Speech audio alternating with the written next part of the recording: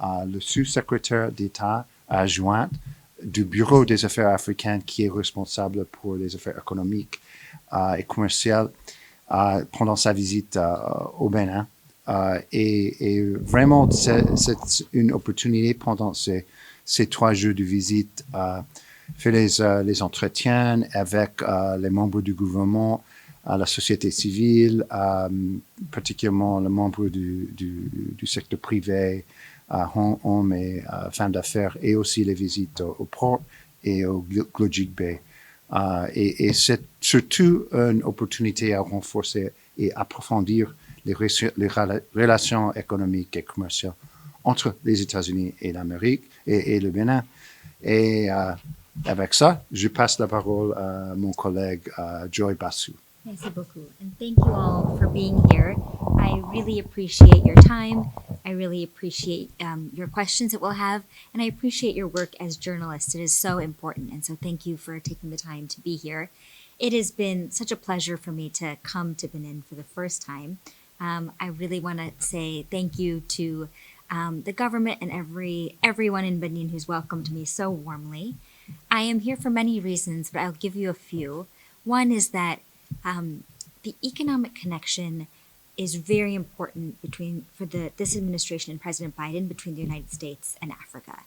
And that is important for many reasons, but it is first and foremost important to meet the needs of the people of sub-Saharan Africa and ensure that they are prosperous and helping not only to solve their own communities' problems, but to solve all the communities of our world. We need Africans to be engaged and economically empowered and prosperous, and we want to be a partner in that adventure and in that journey.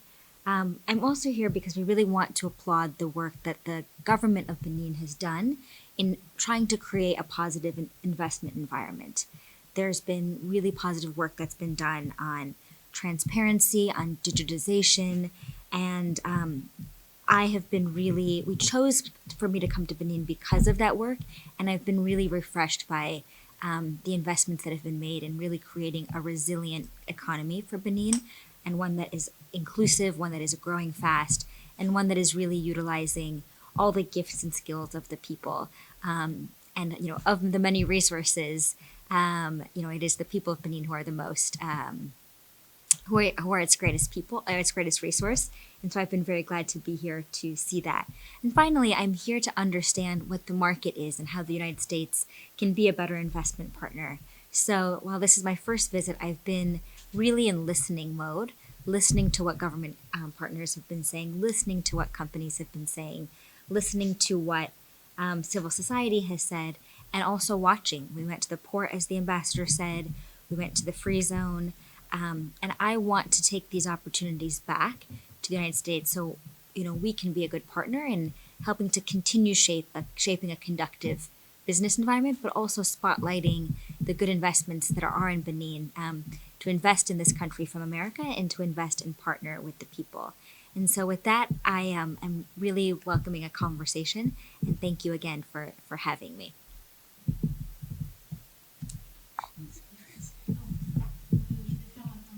Merci, chers amis, merci d'être ici et merci pour votre temps.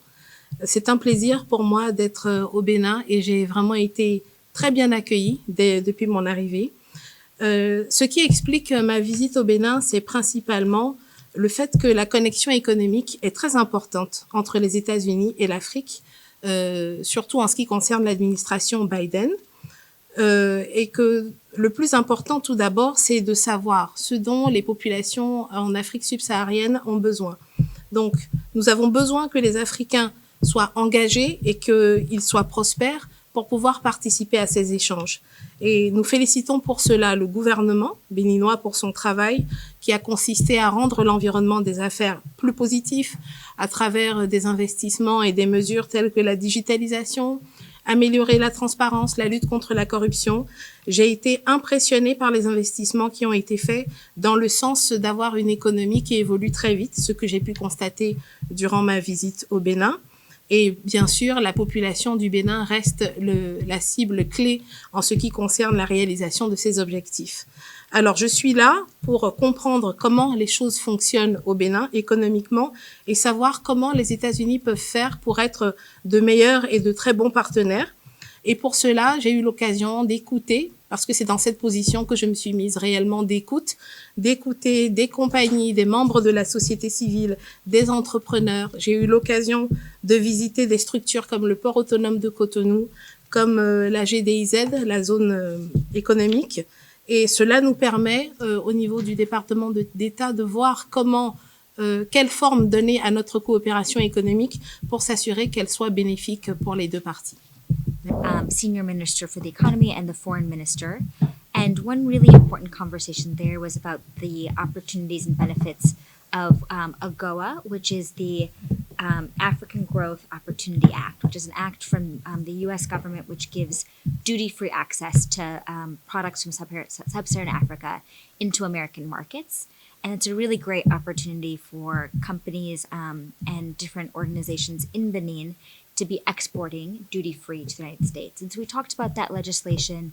We talked about how it could be better utilized and some of the opportunities there.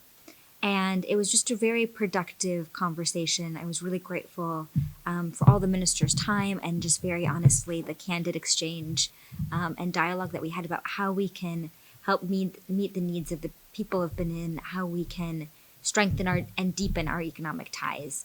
From there, we had a number of good conversations. Another highlight is we did a roundtable conversation with various companies that have an American nexus that are here present in Benin.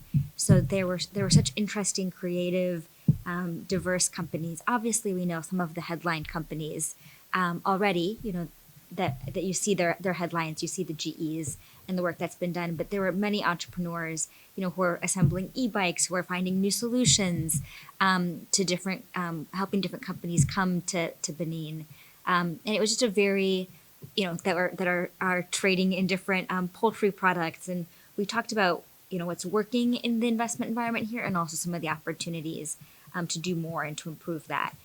We had a fantastic visit to the port, which was very impressive. And I think for me, one thing that was really heartening and really striking was just the scale of the port. And it makes me very hopeful about all the exchange that is happening and seeing cargo containers from all over the world coming, through Cotonou to, serve the people of Benin, but also of the region in Togo, in Nigeria, and to see kind of how lives can be uplifted through these, not only the job creation of the port, but through all, hopefully, the economic growth that those containers and that trade is a symbol of. We did a fantastic visit to the free trade zone this morning, and we, saw kind of cashews being produced, got to taste some, but just the incredible scale and the effort that's going into this trade zone when it comes into, getting, the cotton and the cashews and the great products that are here in Benin to the rest of the world, but also, through the skilling and the employment and the uplifting of people through jobs. We did some fantastic work visiting the energy transformers that the U.S. government paid for through our Millennium Challenge Corporation.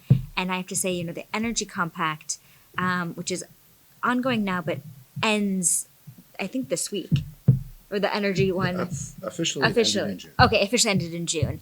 But, I think I have the numbers here. 10 billion people from Benin benefit from that energy compact, including 100,000 people who've gained electricity for the first time. And being able to see that facility was just really inspiring, and to think that, almost every electron that comes through Cotonou goes through these transformers and is bringing people access to light, is bringing people access to computers to learn. It is, as an American taxpayer, it made me incredibly proud to see that. And obviously energy is such a foundation for economic growth. So they're just a few highlights of some of the conversations we've had. Maybe I'll pause there and let you translate. Ambassador, is there anything you would add, though, before? No, I think you covered it. And I guess I would just say, it was visiting Gojigbe this morning. I had been there over a year ago after I arrived in Benin. And it's remarkable to see how much is going on and how much has developed in a year, but to see Benin transforming from a country just exporting raw products into transforming things like cotton into textiles and that are being exported now to the United States, or the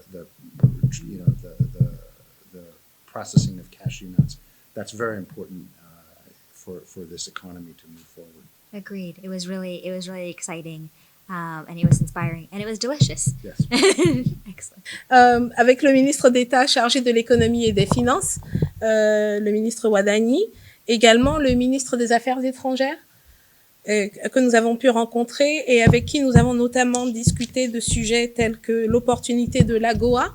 Donc l'AGOA qui est une initiative des États-Unis qui permet à des entrepreneurs ou des entreprises d'exporter des produits locaux vers les États-Unis.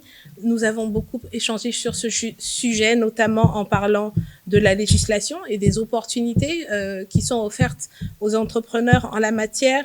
Et nous avons eu également l'occasion de discuter de l'impact positif que cela peut avoir sur la population. Nous avons également eu l'occasion de rencontrer le ministre du Commerce ainsi que le secrétaire à l'énergie pendant notre visite. Thank you, Ambassador, for letting me know. Et il y a eu également une sorte de table ronde avec des personnes très importantes telles que les entreprises, les membres de la société civile, ce qui nous a permis d'en apprendre beaucoup plus sur l'environnement des affaires au Bénin et sur ce qui marche donc au Bénin et comment les États-Unis peuvent travailler pour renforcer la coopération économique et avoir un impact positif. Nous avons également effectué une visite fantastique au port autonome de Cotonou. Donc la première chose qui m'a frappée, c'est l'envergure du port autonome de Cotonou, sa taille, ce qui montre à quel point c'est un vivier d'échange. Et c'était vraiment impressionnant de voir les machines, les nombreux conteneurs qui assurent le déplacement des marchandises qui non seulement impactent le Bénin, mais également les pays autour, tels que le Togo et le Nigeria. Nous avons également visité la GDIZ, donc la zone économique de Glodjigbe, et c'était vraiment impressionnant de voir tout ce qui est fait en matière de transformation de produits tels que les noix de cajou, mais également du coton en textile. Et c'est un travail sans relâche qui est très prometteur donc pour le développement économique du Bénin. Et nous avons également visité les transformateurs d'énergie installés dans le cadre du compact énergétique de la Millennium Challenge Corporation, connu sous le nom de MCA Bénin 2. Nous avons visité donc ces transformateurs et ce qui a été le plus frappant pour moi, c'est que en tant que contributeur, en tant que personne qui paye des impôts aux États-Unis, c'était magnifique de voir à quoi cet argent sert, qu'il a permis en fait à acheter de telles installations qui font que chaque électron qui est utilisé passe en fait par ces installations pour produire de l'électricité et en offrir à la population et également en apporter à celles qui n'en avaient pas. Donc c'est vraiment pour nous une très grande réussite et nous en sommes très fiers. Et je tiens à préciser également que l'ambassadeur a également parlé de la visite à Glodjigbe en mettant l'accent sur le fait que la transformation est vraiment en train d'évoluer au Bénin et le fait de voir non seulement de coton béninois qu'on a toujours vu à l'état vraiment de base être transformé en textile est très inspirant, ainsi que les noix de cajou qui passent par tout un système de transformation très élaboré.